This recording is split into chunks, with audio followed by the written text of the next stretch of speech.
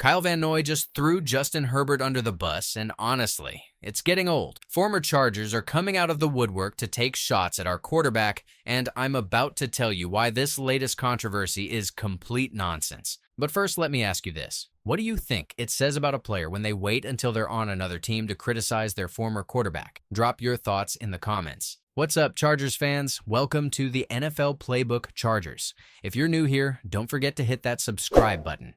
This channel is all about breaking down everything you need to know about the Bolts. So, here's what happened. Kyle Van Noy sat down with Eric Williams, former ESPN reporter, and decided to question Justin Herbert's film study habits. Yeah, you heard that right. He's basically saying Herbert works too hard on the physical side, but maybe doesn't watch enough film. The exact quote was something like, "Sometimes you don't have to work as hard. Let's take a step back and diagnose. Am I doing the other parts of the game like film study enough? This is where I have to stop you right there, Kyle. You're telling me that an academic Heisman winner who had over a 4.0 GPA in college doesn't study film? The same guy who's had to learn multiple offensive systems in his short career and has been praised by every offensive coordinator for picking things up like a computer? Come on, man." Brandon Fehoko jumped on social media to defend Herbert, pointing out that Justin's at the facility until 9 p.m. on his off days. Every single offensive coordinator who's worked with Herbert has said the same thing. This dude is a film junkie. He processes information faster than almost anyone they've worked with. You don't develop that reputation by skipping film study. Here's what really bothers me about this whole thing. Van Noy is the only former player who's ever asked for money to appear on podcasts. While guys like Austin Eckler, Diane Henley, and others have been happy to support Chargers media, Van Noy wanted to get paid. Now he's trying to get into broadcasting, and what better way to get attention than taking shots at the franchise quarterback? This feels like textbook clout chasing. Van Noy knows Herbert won't fire back publicly. That's not his style. So it's an easy target. We've seen this playbook before with Emmanuel Acho, Sony Michel, and Chris Harris Jr.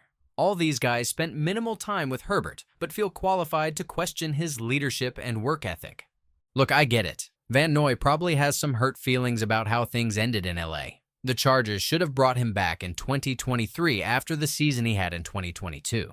But that doesn't give you the right to make up stories about your former quarterback's preparation habits. And let's be real about something else. Van Noy specifically mentioned he hasn't been around Herbert the last couple years, and things might be different now. So, you're admitting you don't have current information, but you're still going to make these claims? That's not exactly solid journalism there, Kyle. The leadership criticism is probably the most frustrating part of this whole thing. People want Herbert to be more like Philip Rivers, more vocal, more rah-rah. But here's a question for you. Was Philip Rivers' leadership style the reason for all those playoff failures? Was it Rivers' fault that Nate Kading missed those kicks? Was it his fault that Marlon McCree didn't go down after that interception? Herbert leads by example. Every teammate who's actually played with him recently says the same thing. He's first in, last out. He holds himself to an incredibly high standard. Just because he's not screaming and yelling doesn't mean he's not a leader. The problem is that until Herbert wins playoff games, these narratives will continue.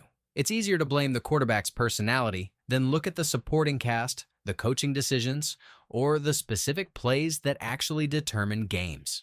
Herbert's coming off a 4-interception playoff game, his worst performance ever, so the vultures are circling. Now let's talk about something even more ridiculous that's been floating around. This Najee Harris fireworks rumor. Someone started spreading a story that Harris was injured in a fireworks accident that affected his vision. This is complete garbage, and I'm going to tell you why. First off, if this actually happened, it would be everywhere. Remember Jason Pierre-Paul's fireworks accident in 2015? That was front-page news on every sports website within hours. You think the NFL media would sit on a story about a starting running back losing his vision? Not a chance.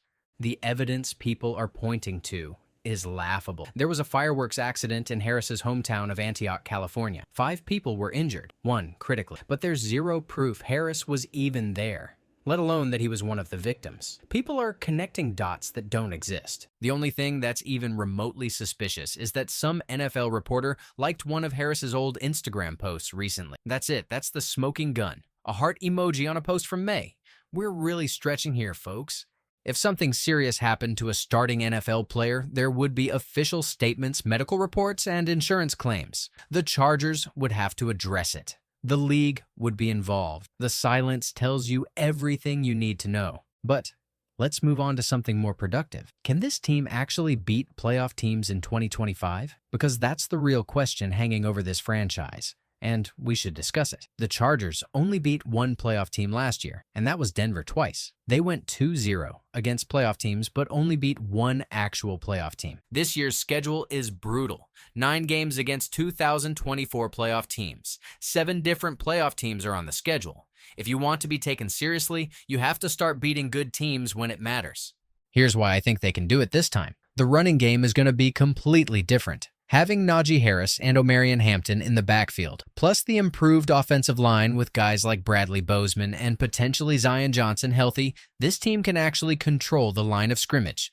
You want to beat playoff teams? You need to be able to run the ball when they know you're running it. You need to salt games away. You need to impose your will in the fourth quarter. The Chargers couldn't do that last year. They had too many 3-and-outs, too many stalled drives. Mike Williams is another X factor. Yeah, he's coming off an ACL injury, and he's not getting any younger. But when he's healthy, he and Herbert have legitimate chemistry. Those contested catches, those jump balls, that's something this offense desperately needed in big moments last year. The defense might take a step back statistically, but they're still going to be good. Jesse Minter and coaching staff know how to put players in position to succeed.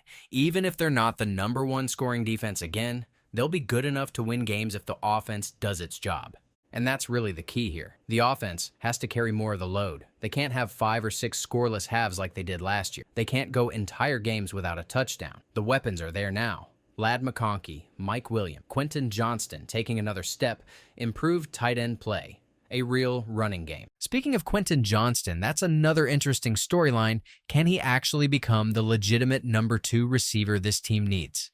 He showed flashes last year, especially in that Raiders game where he went off for 186 yards. But then he disappeared in the playoffs when it mattered most. The talent is obviously there, the size, speed, the potential. But he needs to be more consistent beating man coverage. He needs to make the tough catches in traffic. He needs to show up in the big moments instead of vanishing. Joe Ortiz isn't done building this roster either. This guy has already shown he's not afraid to make moves. He picked up Hassan Haskins off the street last year and turned him into a valuable contributor. He found Elijah Molden, who became a key piece of that defense. Don't be surprised if there are more moves coming. Maybe not a starter, but depth pieces, special teams contributors, guys who can help in specific packages. Ortiz is constantly churning the bottom of the roster, looking for upgrades. The bottom line is this: the Chargers are in a better position than they've been in years. They have a franchise quarterback, a head coach who knows how to win, a general manager who's actually active, and a roster that's more complete than it's been in a long time.